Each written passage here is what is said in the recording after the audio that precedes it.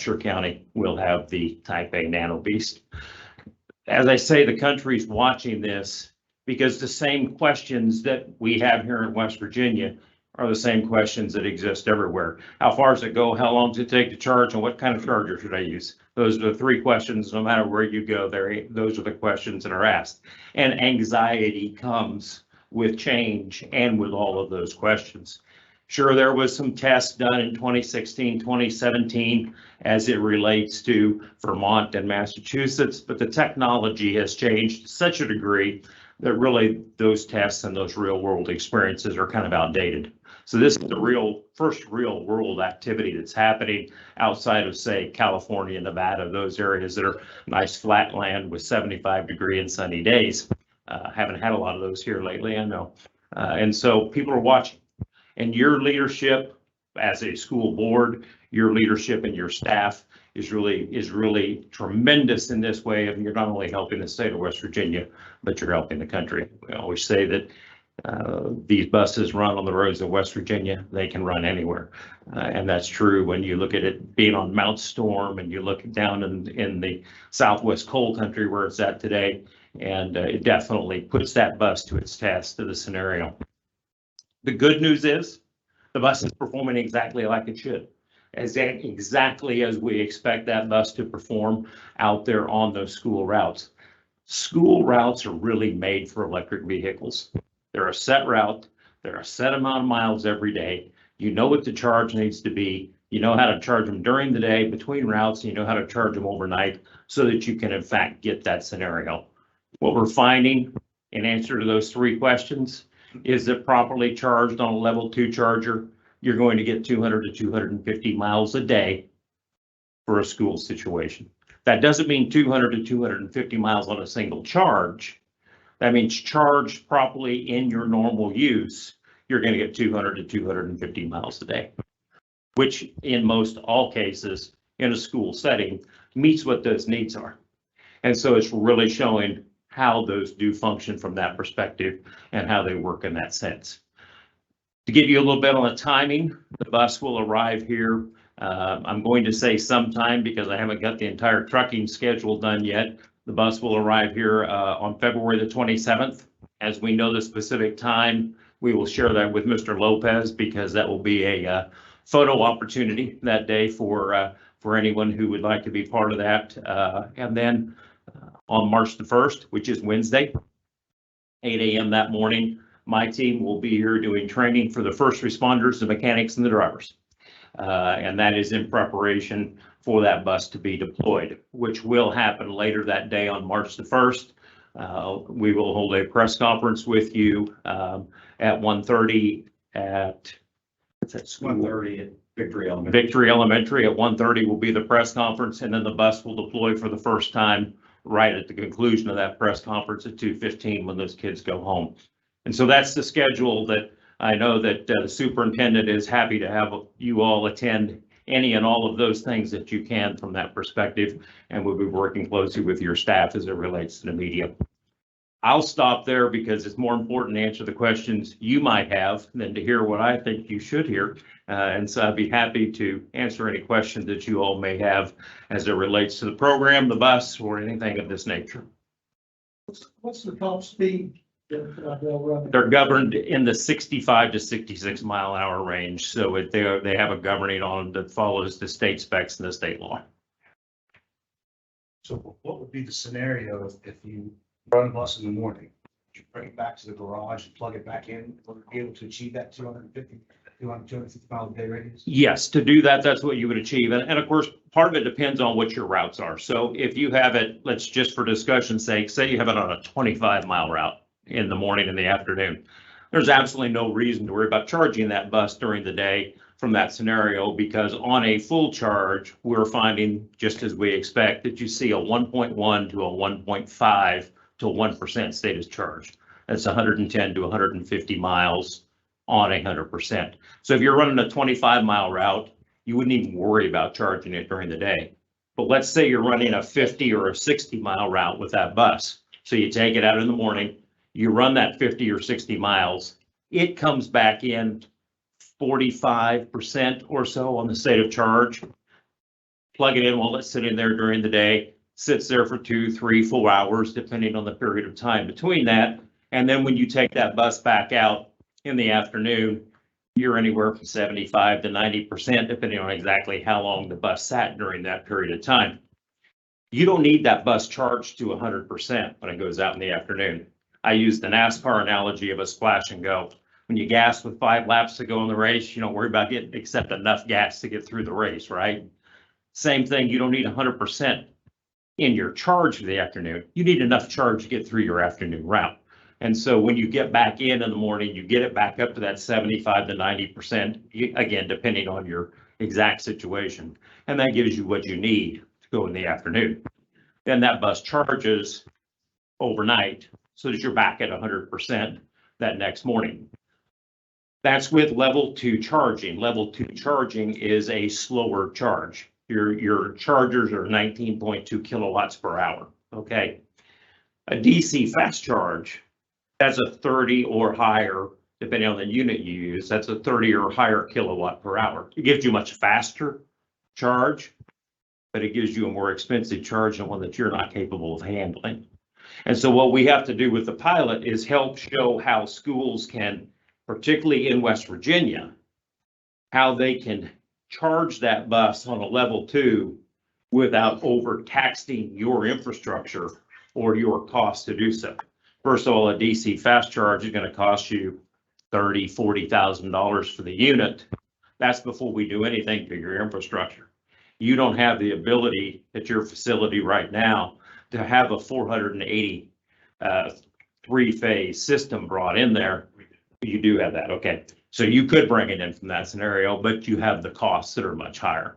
So what we try to do is figure out how does the slow charge work for you so that you don't have to go to the more expensive fast charge.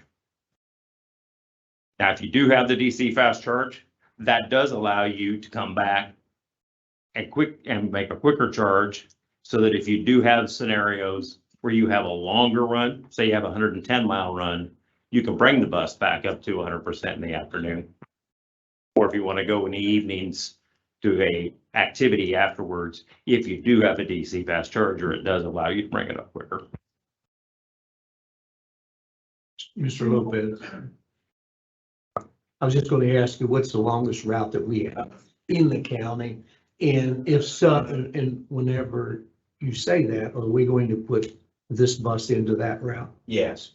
So we're going to have 2 chargers set up, one at the South Harrison terminal, one at the Gore terminal. That centrally locates us, gets us on the southern border. And yeah, we're gonna help them test the longevity of that bus and how long it'll hold its charge. Actually, we're looking at the possibility of running our midday runs with it as well to see how that performs and then charge in between those times. We're not going to run it out of battery. I mean, we have a backup. We'll have a backup plan. We had a meeting and our mechanics were there, bus supervisors. So now it's just a matter of finding the drivers. We have a lot of drivers really excited.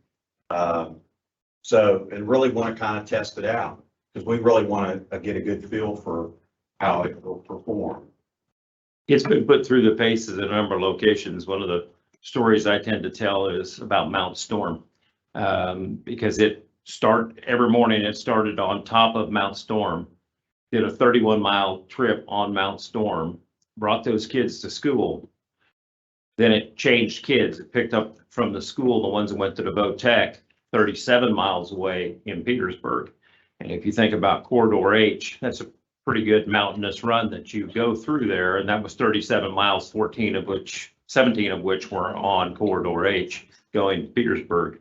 They would come into Petersburg at around 50% after that 68-mile run. That bus would charge there and then would go back and do the same thing in the afternoon. You'd be fine at the end of the day around 25 to 30% before it took the nightly charge. One of the things that these vehicles have is regenerative braking. So as that vehicle is going downhill, you're actually putting energy back into the battery. And one of the cool things you actually can do as a driver is you can sit there and watch how much energy you are putting back into the battery so that you know in your driving ability how you're helping extend the life of the battery. And when the bus would take that run on that 17 miles from coming onto Corridor H at Mount Storm and getting off at the Petersburg exit, the net energy use of that was zero, because it put as much energy back into the battery going down the mountain as it used going up the mountain. So those are the types of things that really help extend that life as you go through those examples of being able to use it in the afternoon during runs. And even after they would do that, they'd still take it to the football game at night. So it did the same type of thing that you're talking about doing with yours. So if a bus leaves Harrison County, say, on an activity, they have to go clear to Pendleton County. Okay, when they go from here, clear to Pendleton. Now, is there an opportunity at their depot to recharge while the event's going on? So these are things that will happen in the future. So you don't have the ability to do that yet. One of the things in West Virginia is the charging infrastructure in West Virginia, not just from a school situation, but from a complete electric vehicle situation. Today, the charging infrastructure in the state isn't real good. Now, there is 66 million, I think it's $66 million that's coming to the state of West Virginia under what's called the NEVI plan, which was part of the bipartisan infrastructure law. That requires the state on the main corridors to put chargers every 50 miles within, I think it's 1.5 miles of that interstate or that main road. Those type of things, just from a public standpoint, as the future goes along, will make charging across the state more reliable and more accessible. From a school perspective, if you think about as this goes down the path and schools start with the adoption of this in their fleets, now you'll have schools across the state with the electric charging opportunity, so that down the road, those schools you're talking about will have the opportunity for you to be able to charge your bus while the football game is going on, or whatever the case may be. So those are things that as this technology progresses, you'll be able to do. What you have to do at this point is make sure that activity that you're taking the bus on is within the range of you being able to get there and get back. During our meeting, our longest route is like 45 miles. Wasn't that One way, one way? Yeah, I think that was. so all the way out to Wetzel Like County. 45 miles. If you're out on Wetzel County line. Yeah. That's, so it's around 70 miles, Mr. Tucker, I didn't. With that kind of a route in a summer situation, I have no concern about running that route twice a day with no charge. In the winter, I want to get a charge in that, because what you have to remember is that heat takes more energy than air conditioning. So you do have a quicker depletion of your battery energy when you're running heat. But if I was just running that 90-mile route, I wouldn't have any problem without a charge. I've driven the bus from South Charleston to Mercer County, and that is about a 115-mile drive. And when that bus rolled into Mercer County that day, it had 24% left. It took another trip from Nitro to Mercer County, which is 10 miles longer, and it rolled in at about 14%. Also remember that that 10 miles from Nitro to South Charleston is all uphill with no downhill.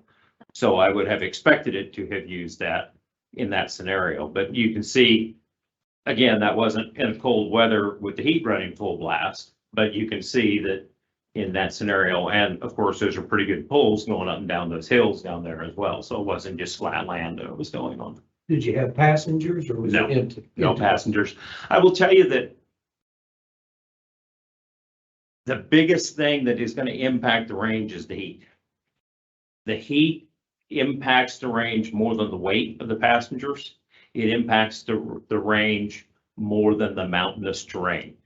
And I'm saying that based off of what the pilot data is showing us.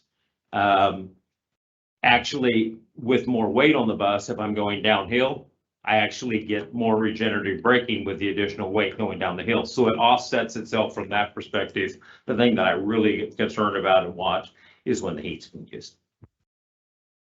And the groundhog did protect 6 more weeks of bad weather, so we'll have a little cool air in the mornings during that period of time when it's here. I'm excited about it. That'd be great. Well, thank you. And again, you're invited to be out for the pictures on the 27th, and we look forward to you being there on the first when the bus deploys. And we thank you for your leadership in this area. Thank Thank you. Thank you. Sure. That moves us down to delegations. We have several delegations tonight. I need to remind speakers before the Harrison County Board of Education, you're asked to express yourself in a civil manner at all times with due respect to the dignity and privacy of others who may be affected by the content of your comments. While it's not the intent of the Harrison County Board of Education to ever stifle public input into deliberations, all speakers should be aware that if your public comments made here today violate the rights of other persons, especially under laws of defamation or invasion of privacy, you may be held legally and individually responsible. If you're unsure of the factual nature of the claim, comment, or allegation you're about to make, Harrison County Board of Education strongly encourages you to consult first with legal counsel. That was from our policy passed July 1st, 2016. With that, we do have several speakers. Each speaker is allotted 5 minutes, and we have a timer. I am going to go in the order in which we received these. So first, Sue Hurst, Clarksburg. She here, and this was mailed in, so she may not be. Sue Hurst. Lon Newton, Clarksburg.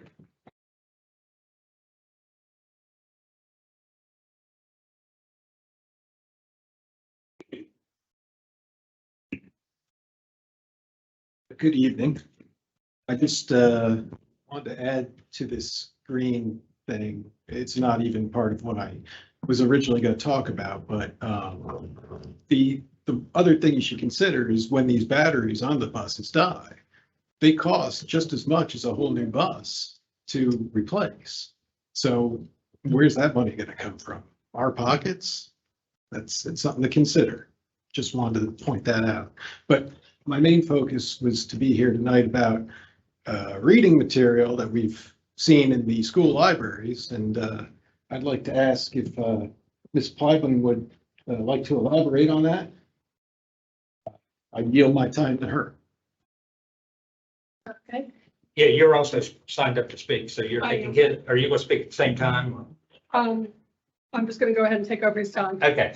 So I do need to ask any young children that are in this room, it's probably not of content that they can be present at.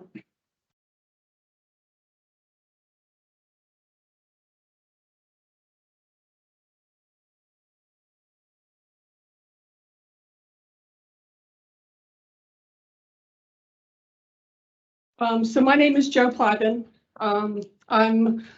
Mark and I are been married for 33 years. We have 3 beautiful daughters who went through Harrison County. My oldest graduated in 2010.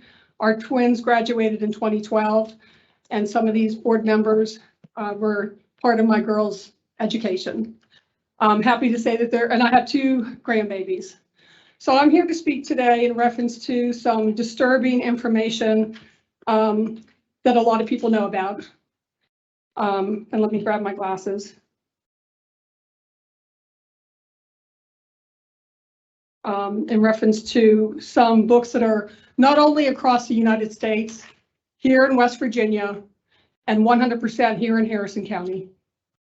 So I have some books here that I want to refer to, but a couple things I want to start with is we really need to get back to reading, writing, also cursive and arithmetic, and that being just basic math. And when I talk about cursive, I remember when my girls were in school, thank the Lord that they were able to learn cursive. And they have written beautiful letters to my husband and I and to their grandparents. And if they never knew how to write cursive, how do you write a personal letter to somebody?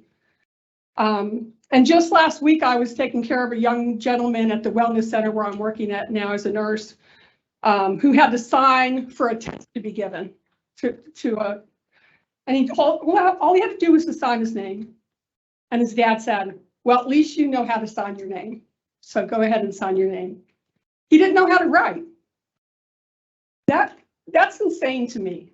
And I'll tell you one more story because I do have 5 minutes after I'm done with this, is that my nephew, who I had custody for 3 times in his life, when he was a baby, and he went to Harrison County schools. When he was 5 to 8 years old, he got to learn some writing. And then I got him back from the age of 15 to 18 when I lost my sister to suicide. And he came back and he needed to sign a check. And he had no idea how to sign a check. So for 2 or 3 weeks in our dining room, my girls taught him cursive. And he wrote probably about four legal pads of cursive. So we really need to get back to basics. I'm not even sure if we recite the pledge in our schools, 100%. I don't know if any one of you can answer to that. But I really think the pledge, we say it here. I've been told in the past you guys would say prayer at the start of your meetings. I never had to come to a board meeting when my girls were going to school because they never had any issues and they got through school without having to read these books. And I know there's a bill above in reference to In God We Trust and getting God back into our schools. I did notice as going through Shinston and heading to my mother-in-law's in Lumberport that Lincoln High School has a beautiful sign above their school, In God We Trust. And when I looked over, I told my husband, I said, oh my gosh, look, babe, In God We Trust. And it made me so happy to see that. So, and all the kids, any young children really have to. They're not paying any attention to what you're saying, I promise you. They're watching. It's pretty. So Feminist Baby, I'm not going to read it all. It's a very short book. I will also be very happy to leave these books with the board. They're my books. I don't know what I'm going to do with them. I want to burn them.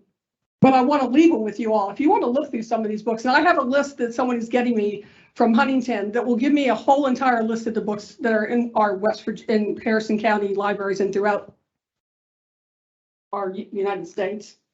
You know, you can see this one. Feminist Baby Say No to Pants. Feminist Baby likes pink and blue. Sometimes she'll throw up on you. Feminist Baby chooses what to wear. And it goes on. Feminist Baby makes lots of noise. I don't make lots of noise. I just tell the truth. Feminist Baby plays with dolls and cars. That's one of the books. A is for activists. These are for our younger children. This is teaching our children the alphabet. And I just have a few things tagged because I don't have time. A is for activists. Advocate, ally, actively answering a call to action. Are you an activist?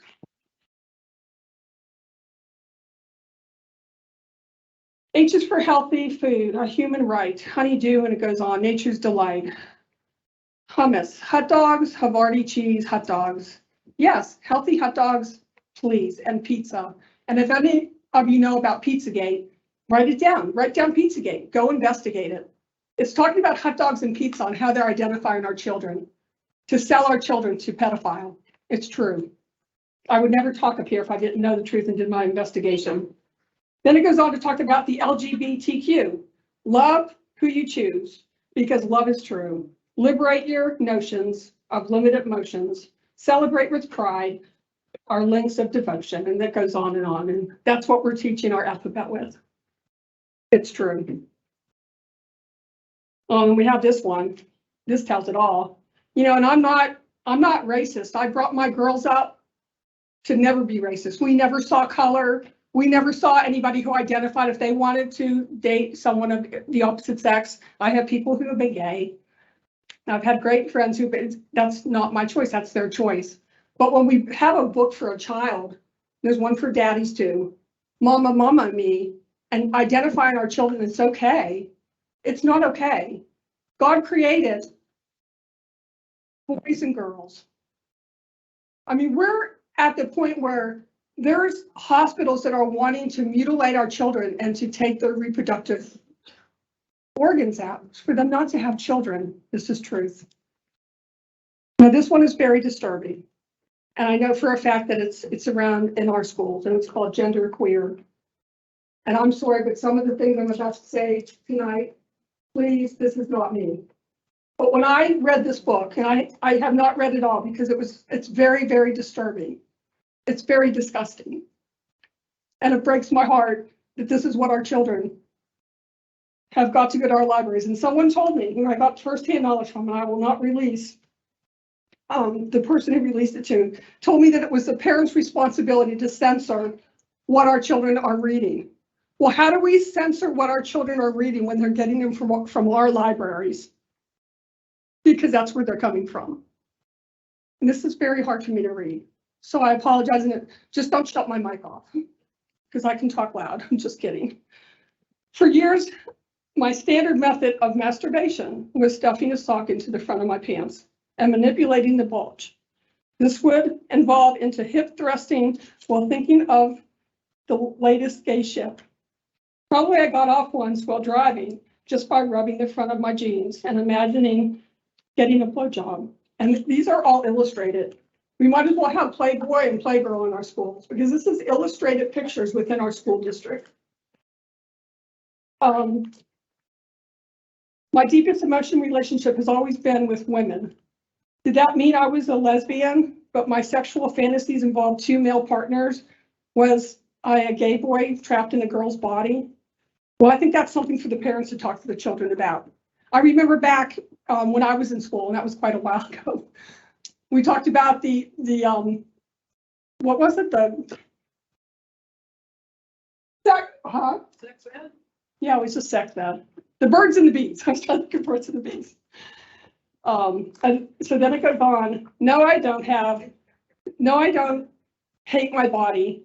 I don't have chronic pain or any of the other issues so many of my friends deal with. The majority of my body is great. There are just a few bits I don't like. For example, if I could just remove my entire reproductive system, that would be ideal. But what about having kids?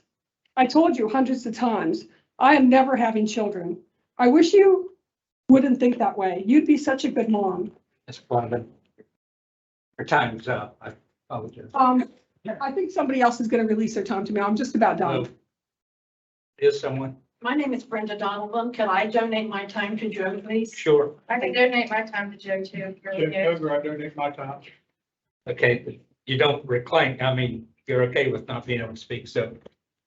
No, I wouldn't. I'd be constantly resenting the, okay. No, I wouldn't. I'd be constantly resenting the kids for taking up all of my time. I'm way too selfish for parenting. Plus the thought of growing a parasite, being inside my own body makes me want to vomit. Parasite? Huh, what? And then I'll just go on because it just continues to go on. In the interest of transparency, you would know I'm 25 years old and I've never had sex. I hadn't kissed anyone since elementary school. My main kink is penetration is a hard no for me. And I'm really grossed out by some bodily fluid. So unfortunately, I probably wouldn't feel comfortable going down on you. That's no big deal. I have literally all of my hair on every part of my body. Have you ever shaved your pubic hair? That's so brave. Brave. I always thought it was just lazy. And then I'm not even going to read this page, but as you can see, it's very explicit. It's explicit to the point of disgusting, of showing boys' body parts.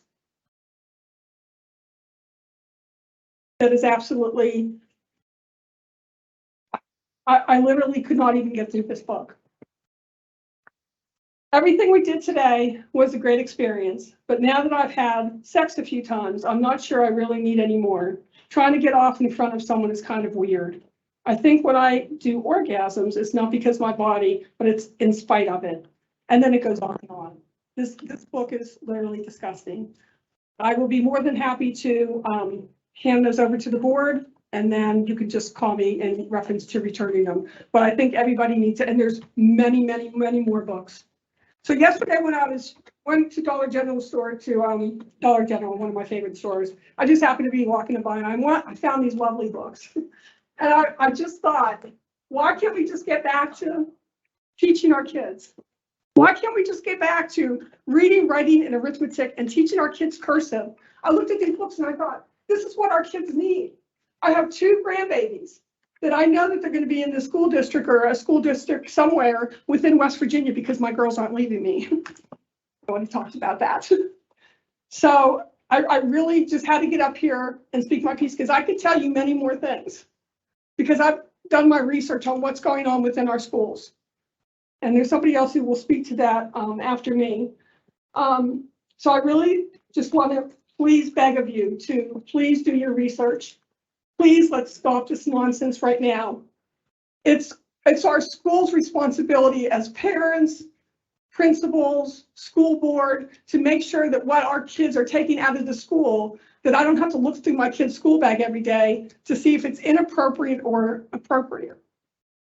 And I speak from the heart, and I always will, because I don't have any children within the school district, but I know young people that grew up with my daughters that do have kids in the school district. And I know that all of you know somebody within the school, whether it's a niece, a nephew, a child, somebody gonna go to school, you all know somebody. And they are our future. We have got to stop. There's schools within, I don't know about in West Virginia, but I know a lot of people throughout the United States that they are bringing transgender people into their school to read to their children. Now, do you all think that's appropriate? And if so, I'm sorry, but that's not appropriate. Our kids need to identify who they are. And that's the parents' responsibility to instill that into our children and raise them to be good children and to become great adults. And I'm happy to say that I have 3 beautiful, successful daughters. And I was so proud of some of these people that are sitting on the board that they were a part of my children's life. But I don't want you all to be a part of this. I don't want you all to have to, go home to your grandchildren and say, these are your choices of books that you can read at the school. And that's really all I have to say. But I thank you for listening to me. My question, I know Ms. Donlin yielded time, Ms. Yost. Who else? Just so, what was your name? Chet. Okay, so I have nothing to say. okay, Here. okay. I just trying to keep things straight. With that, our next speaker is Don Myers. Reynolds, new. Mr. Myers.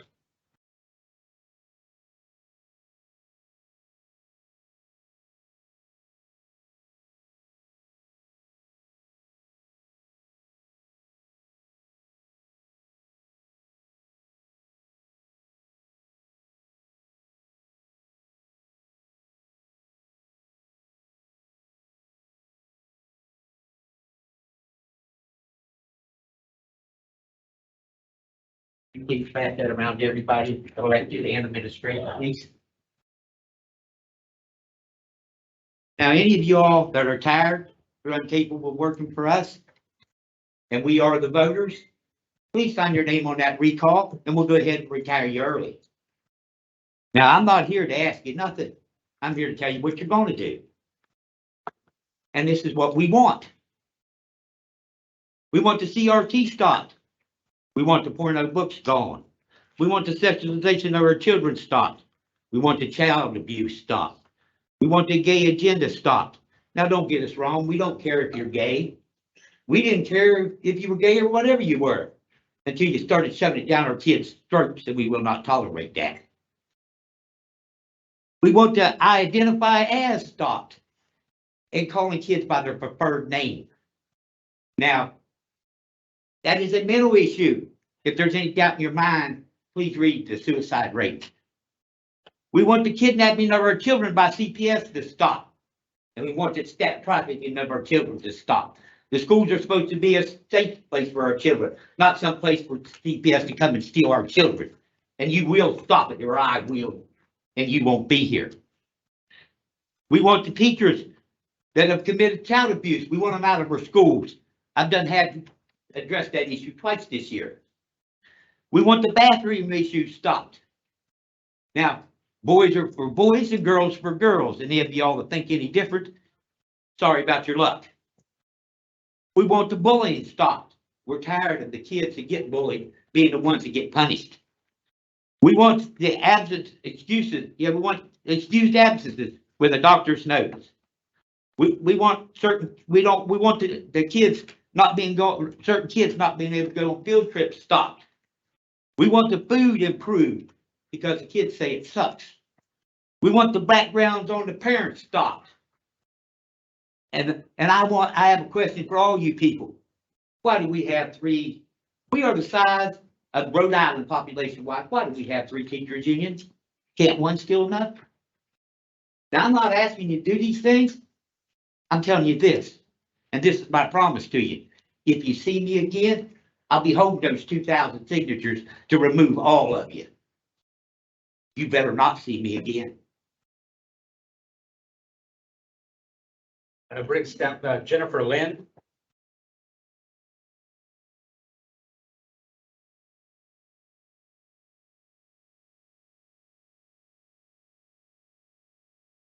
Hi there. I just showed up to lend support, watching all of the stuff that's going on in our school system across the United States breaks my heart. Like, for kids to be faced with stuff like this, for parents to be faced with stuff like this, for teachers to be faced with stuff like this, it's just overwhelming. And it's, if you want an idea of how it's going on in the number of schools that it's going on, go onto Facebook and just type in the search bar, you know, parent being removed from a school board meeting for reading a book.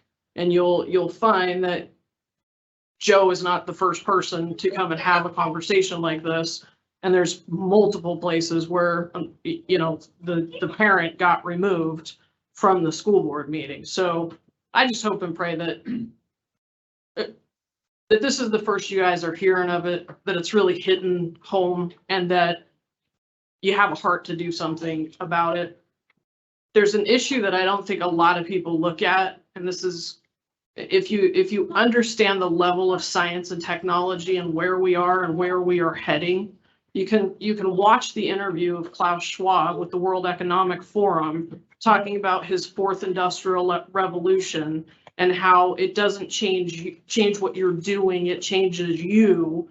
As an example, if you take a genetic editing vaccine of some sort, my fear in this whole pushing kids to divorce themselves from who they are born as, whether they're born male or female, if I can get you to divorce yourself from who you're born as, how much easier is it for me to push you into becoming somebody with a chip in your head, or all the other stuff that they are working on in laboratories around this world as we speak. And unless you are reading the science and watching the advancements of all of this stuff taking place, because it's not told to any of us. Our nightly news doesn't cover it. Nobody talks about what they're up to unless you're tapped in and listening to the people in these positions who are putting out what it is they want to have happen, where they want to take society. Go on and search Chinese super soldiers,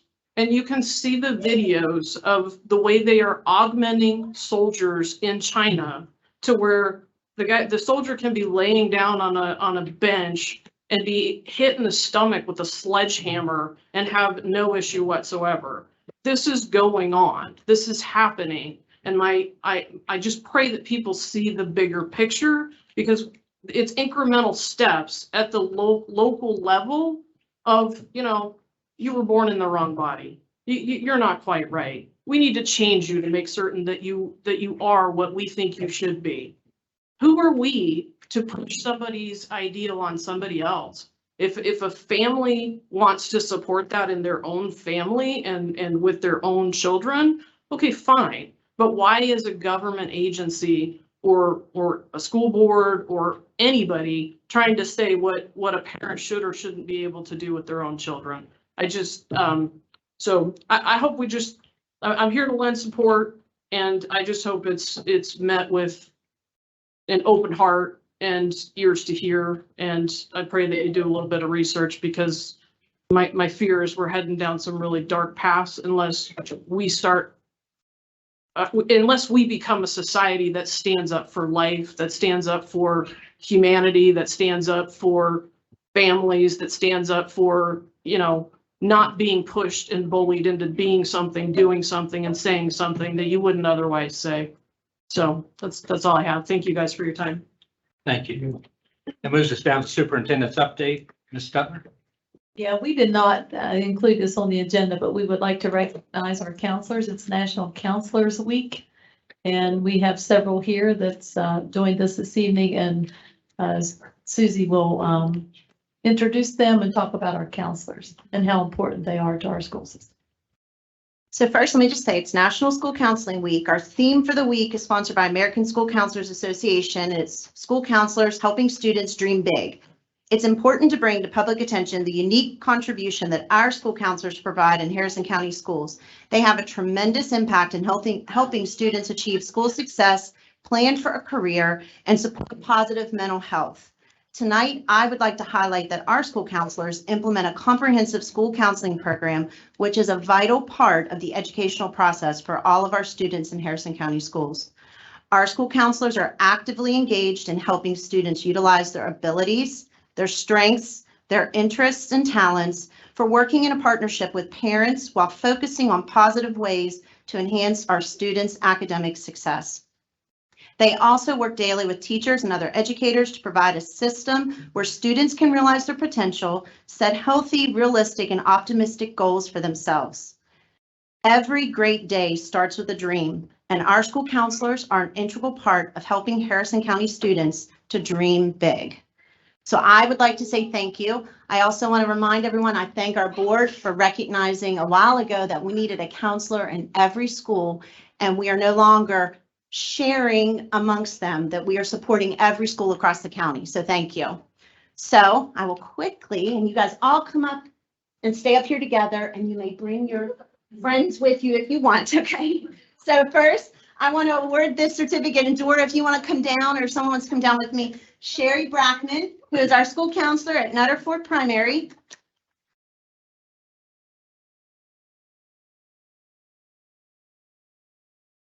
Okay, Laurie Main, Nutter Ford Intermediate.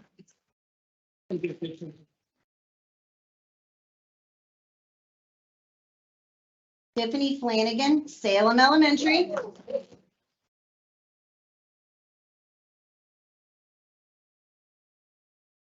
Kelly Davison, Washington Irving Middle.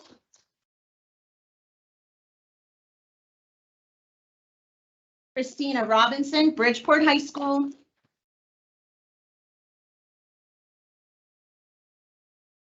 Michael Lemley, Bridgeport High School.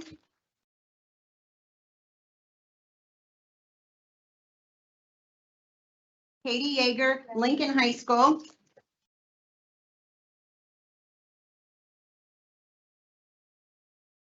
Raylan Michael, South Harrison High School.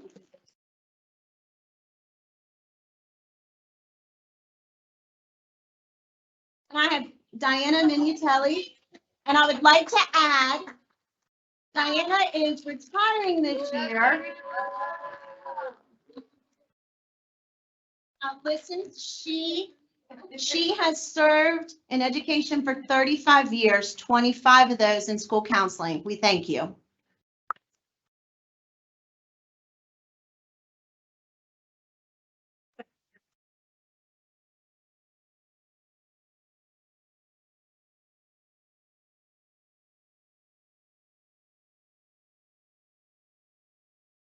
Thanks.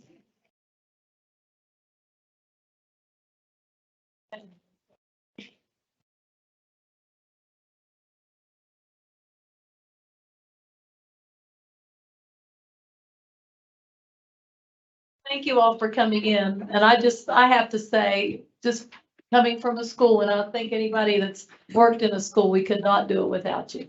So thank you so much for everything. The other thing, before we go too far, Mr. Davis is here, Scott Davis, and I think some of you already know him from the previous job. He was an assistant at Robert C. Byrd High School. Now he is a secondary curriculum coordinator for us, and we invited him tonight just to introduce him. Do you have anything you want to say, Chris? I would say Scott started last Thursday, so he's finished day 4, and I think he's still happy that he has decided to return his schedule. We're glad to have you. Thank you. Thank you, Scott, for coming to see us this evening. All right. Also, under curriculum, I just wanted to ask, and this was something we brought up in our Monday meeting. We were talking about how to get information to you all on just a regular basis and to the board, because we are finishing up Middle of the year benchmarking, we finished that in the middle school and that's available. And then we have elementary working on it now. We're just doing, we sit and talk on Monday mornings about all the things that's happening in the buildings, just across all the departments. And so I would like on our agendas on that second monthly meeting agenda. So it's a regular update to do a curriculum and an achievement update just on that agenda. Just make it a regular agenda item.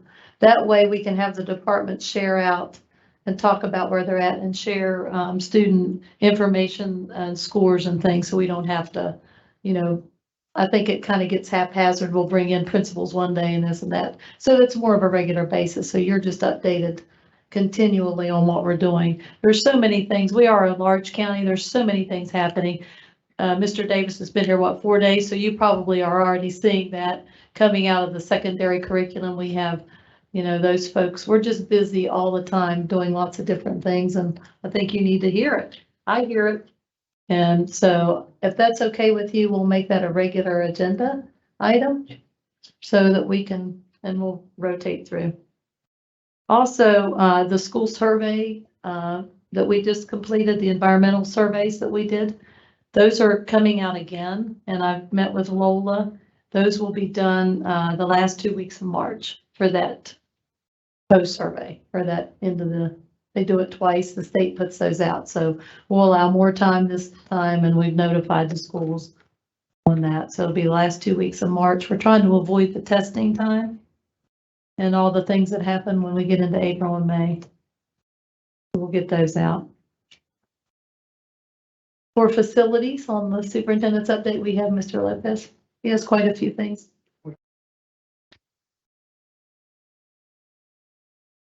So I know we were discussing the Adamston facility, and I got a phone call from Shannon Cunningham Sneed. They had decided with some information that they had gained, and we had worked with them over probably the last 8 months. They decided they didn't want the facility. So it's back, it's going to have to be on the market to be sold. I could say I was disappointed with the amount of time that we spent, but they felt that they had presented their board with all their information, and it just didn't work out. So parking was one of the issues that they had brought to the forefront. Anyway, so that will be on the market, but before that, we are going to sell the contents that is in Adamston. And again, those contents were from the consolidation of Wilsonburg and Adamston in the Victory. So we'll be selling those contents. It is already inventoried. It will most likely finish up sometime in early March, which at that point in time, we will list the Adamston building on the Kaufman's auction. I'll just tell you that the bus garage at Bristol is right now online. It's great location. It's right off of Route 50. I know that it's already bringing in some decent money just because of the location. So it will be online for people to bid on through the 27th. And then we'll let you know what it sells for. The PRO houses, for the most part, are vacated now. The Liberty House was the last one. We still have a little bit of time. We're giving a little bit of leeway for them to move completely out. I had a great conversation with Mr. Saunders today. So everything is good with that. And then those will also be listed through Kaufman's Realty as well. So that's really pretty much the update for facilities. The Lincoln basement, again, if any of you have been in Lincoln basement, there's a lot of items there. So those items are right now being listed by Kaufman's. They will also be online for auction. So if you don't have any questions, I think that's all I have. Right. Thank you, Mr. Lopez.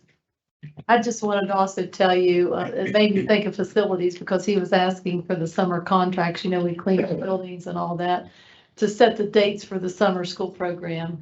And we've decided these are tentative dates. We actually have funding for this summer and for next summer. to run the same similar programs for our summer school. The summer soul program, we're looking at June the 21st through July the 20th.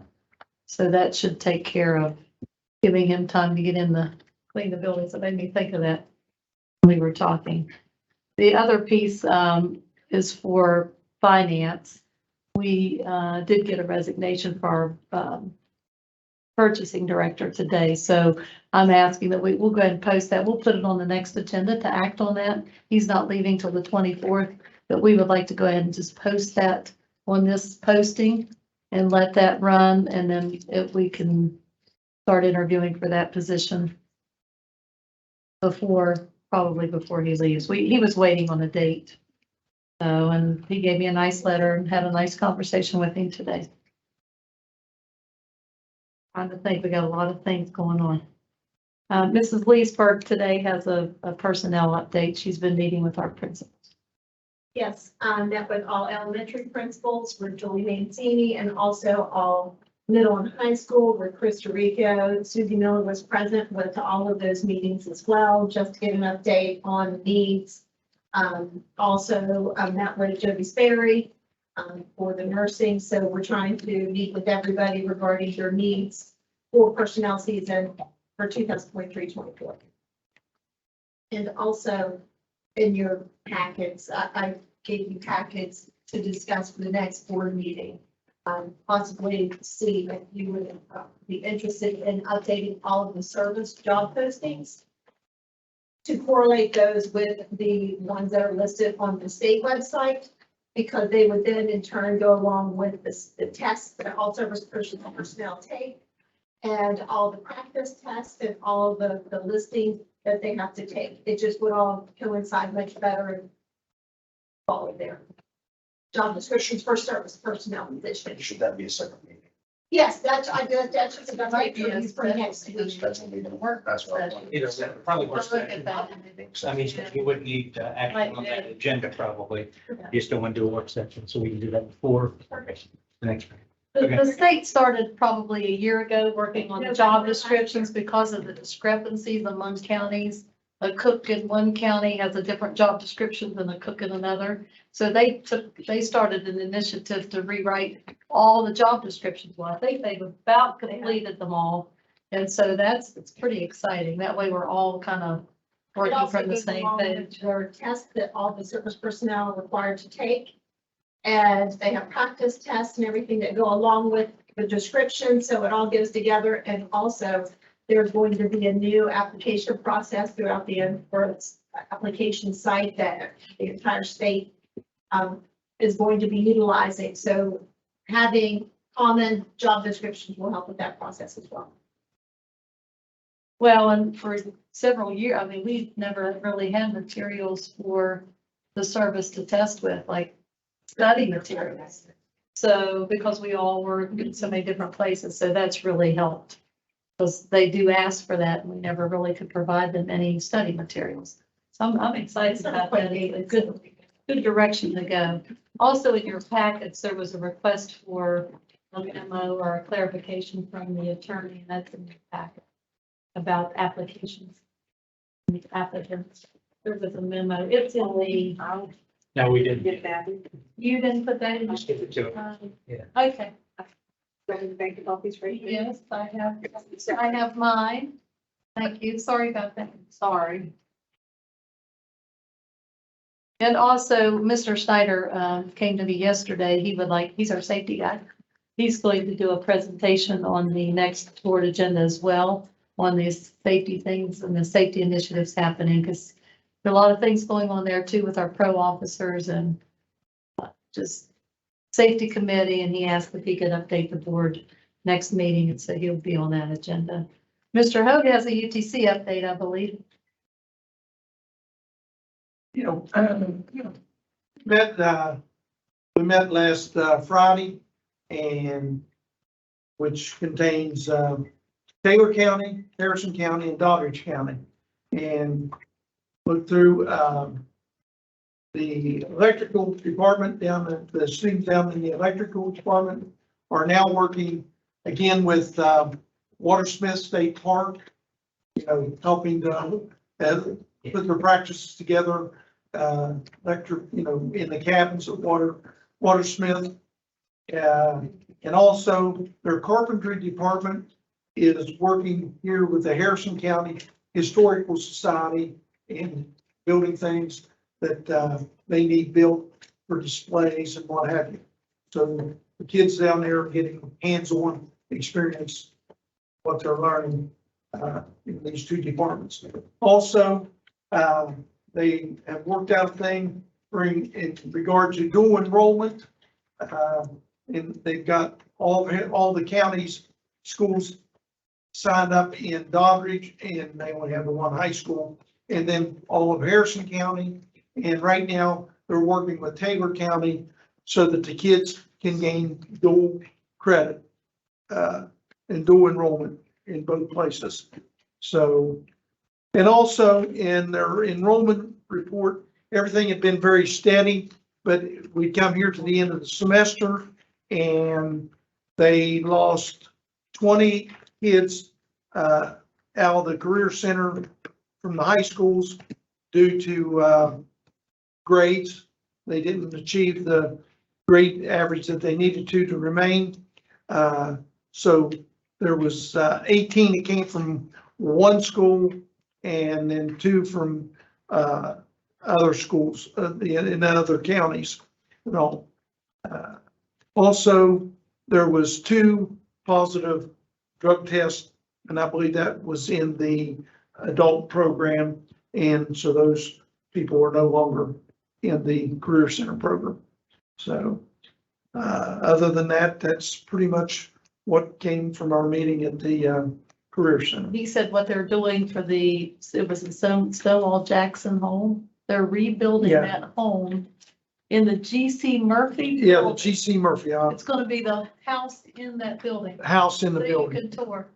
They'll be working on that to students. Stonewall Jackson's home. Yeah, fascinating. Down here in G.C. Yeah. Murphy's, and they said then it'll be, once they get it all completed and these students have done all this stuff, then it'll be opened up to the public. For them I to- think it will become tour part of the displays. Clarksburg tour, the history of Clarksburg, when they get that finished. So the students were excited for that. I only have one last thing under miscellaneous, and that the survey that was requested prior to at the last meeting, I am working on. I've possibly found a survey. It's not free. WVU has a survey research center where they can design, deliver, and interpret results, but I don't know any details of how much it'll cost. We're waiting for, Mr. Oliveri and I have been working on that, waiting to get some costs and to talk to the actual gentleman. Not sure how much it even is, but there is a department. Fairmont State does not offer really anything like that. Bring it off the table. So I just wanted to update you. We are working on that. There's not a lot of free surveys out there. Did it? Yep, that's all I have. Thank you. Moves down to approval of consent items. Is there a motion? I'll make a motion to approve consent items as presented. Is there a second? Second. So moved and seconded. Any discussion? Yeah, on the Harrison County Commission, where it talks about the 4-H program, can we get a little information on that, where it says assistance FY 22 and FY 23? I don't know what that is. We are part of the levy. We give money to the 4-H. Oh, okay. It's in levy. It's in the call, and they said that their fiscal 22 to 23 last few months, and so. Okay. We're one of the funding agencies. I have a question for Mr. Spatafor. Yeah. Mr. Tucker. They don't invoice you for that. They send us. Mr. Tucker. Yes, Mr. Spatafor, under, I think it's like third page, under Kramer Security, and it's the Halo vape detector, what, for 22,000? Tell us anything about that, please. Yes, we've supplied vape detectors, and there's also a monitoring device that goes along with those. And then purchase those for, there's only 2 in South Harrison that they expanded that. And there was a few other high schools that they've expanded in other areas. And of course, those come with the actual device that detects if there's a vape, a vape device, a device to detect the vape device. It's being used and alerts the office, that there's one out there so that they can. I don't know exactly which high schools they were placed at. That will probably be in Jason Snyder's report next week. But he was up. Mr. Poole might know. And we have been. Yeah, Todd, no, he works with Jason to order. Yeah, we have close to, we're gonna, this is actually something that we're gonna touch on next meeting. As we're putting that together, but we have close to 50 of those throughout the county. We needed to backfill a little bit. We worked on that over the Christmas holidays. So, but yeah, they're just sensors, and we also needed some software as part of that to help us to manage as as we're growing with that. Takes a lot of work to keep them active. Yeah, they alert the schools, but Thank you. Any further discussion? Yeah, Subtle and Stoniker, who are they? And what do we use them for? They're outside auditors. Outside auditing. Do they do that monthly, frequently? That was a. We're noticing the forensic audit was conducted, we're starting to get the invoices for that. And then also, the school audits that we share. Okay. Anything further? All those in favor say aye. Aye. Opposed? Motion carries. New business, out-of-state travel study request. Is there a motion? I make a motion to approve the out-of-state study travel requests. Is there a second? Second. Moved and seconded. Any discussion? All those in favor say aye. Aye. Opposed? Motion carries. Memorandum of Understanding between Salem University School of Nursing and Harrison County Schools for renewal of clinical affiliation agreement. Is there a motion? I make the motion for the Salem University Nursing Program. Is there a second? Second. Been moved and seconded. Any discussion? All those in favor say aye. Aye. Aye. Opposed? Motion carries. Personnel matters. And with the personnel agenda addendum. I will make a personnel motion. I move pursuant to Article 6-9-A to the West Virginia Code that the board go into executive session to discuss personnel and personnel matters which if discussed in public might affect adversely the reputation of any person. Is there a second? Second. Any discussion? All those in favor say aye. Aye. Opposed? Motion carries. Will be in executive session.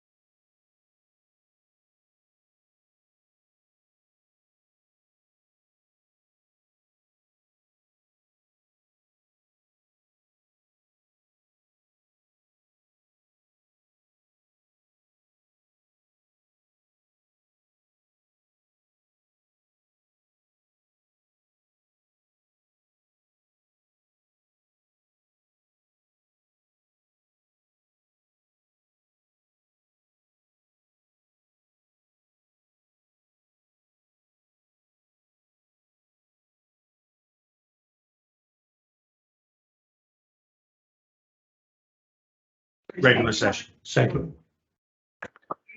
Been moved and seconded to return to regular session. All those in favor say aye. Aye. Aye. Opposed? Motion carries. That brings us down to personnel matters with the agenda addendum, and you did have one to pull, correct? Yeah, Trickett, Subsecretary Lisa Trickett. Lisa Trickett. Okay, so She's a sub- personnel matters with personnel agenda addendum and pulling of Lisa Trickett, and I need to. you had a recusal, yes. State the recusal. Oh, What's that? What it's on there? Victoria Barnowski, medical leave. Okay, so that's a stated recusal. We have a motion and a second. Motion, we did. Motion, I'll make a motion. Doug seconded. Any discussion? All those in favor say aye. Aye. Opposed? Motion carries. Brings us down to board member comments. Mr. Tucker? Thank you all that stayed for whatever reason it was, but thank you for being here. Certainly appreciate that. Hopefully we have more that are actually watching streamed if they're not here. Appreciate the those that have to come out after your work hour. Thank you. Okay. I just want to say, I had to stop up at WI the other day, and they are sick that Kelly Davison is leaving them. They had nothing but great things to say about her and how hard she works and the job that she does with kids. And so, you know, we enjoy you coming to the county here, but I feel sorry for WI that you're leaving them, and the kids really do, and all the staff really appreciate that you do. Mr. Delano? Is there a motion to adjourn? So moved. Second. Moved and seconded. That is a lot of seconds on that. Yeah. All right. And All those children, in favor say aye. Aye. Children of peace, go in peace.